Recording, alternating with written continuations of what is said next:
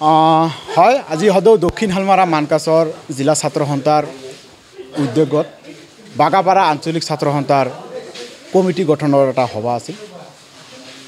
উক্ত সভাত উপস্থিত থাকে এই বাগাপাৰা অঞ্চলৰ বিভিন্ন সমাজকৰ্মীসকল আৰু লগতে বিভিন্ন শিক্ষাগুৰুসকল, আমাৰ জিলা ছাত্ৰ সন্থাৰ সাধাৰণ সম্পাদক, উপদেষ্টা, সাংগঠনিক সম্পাদক আদিকে ধৰি বিভিন্ন বিষয়ববীয়াসকলে এই সভাত উপস্থিত আছিল।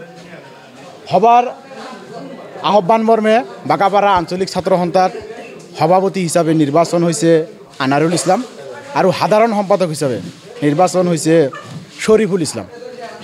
বাগাপাৰা অঞ্চলটো এটা ক'বলৈ গ'লে আমাৰ দক্ষিণ হালমাৰা মানকাছৰ জিলাৰ এটা অন্তৰ্গত ভাল অঞ্চল হিচাপে আমি জানো। এই অঞ্চলটোত বিভিন্ন সময়ত বিভিন্ন ধৰণৰ হেঁচা মৰ্চাৰ মাজত যে আমাৰ ছাত্ৰ সন্থাৰ কমিটি ইমান দিন ইয়াত নাছিল, তাৰ বাবে আজি আমি বাগাপাৰা অঞ্চলত এটা নতুনকৈ আঞ্চলিক সমিতি বনাই দিলোঁ।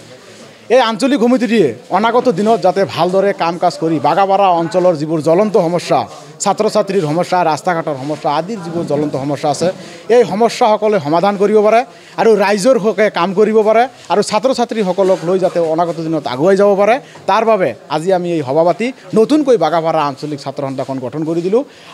আৰু লগতে বাগাপাৰা আঞ্চলিকৰ সভাপতি আৰু সাধাৰণ সম্পাদকক আমি অভিনন্দন আৰু শুভেচ্ছা জ্ঞাপন কৰিছোঁ, যাতে অনাগত দিনত আমাৰ হৈ এই অঞ্চলত সকলোবোৰ সমস্যা সমাধানৰ কাষত থিয় হৈ কাম কৰি আগুৱাই যাব পাৰে। আজি আমাৰ কমিটি হ'ল ইয়াত 22জনীয়া কমিটি হয়, আমাৰ আঞ্চলিকত 22জন হয়, সভাপতি, সাধাৰণ সম্পাদক আৰু বাকী 20জন গতিলৈকে হয়। গতিকে 22জনৰ ভিতৰত আজি আমাৰ ফুলফিল হোৱা নাই, অলপ কেইটামান পদবী বাকী আছে।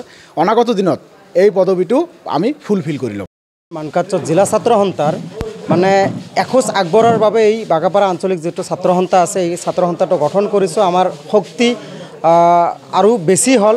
পৰৱৰ্তী সময়ছোৱাত বাগাপাৰা অঞ্চলকে আদি কৰি এই অত্ৰ অঞ্চলৰ বিভিন্ন সমস্যা, ৰাইজৰ অভিযোগ, আপত্তি, ছাত্ৰ ছাত্ৰীৰ সৈতে যাতে তেওঁলোকে কাম কৰে আৰু তেওঁলোকে যাতে অনাগত দিনত ছাত্ৰ সন্থাৰ ভেটি মজবুত কৰিবলৈ যাতে বিভিন্ন কাৰ্যসূচী ৰূপায়ণ কৰে।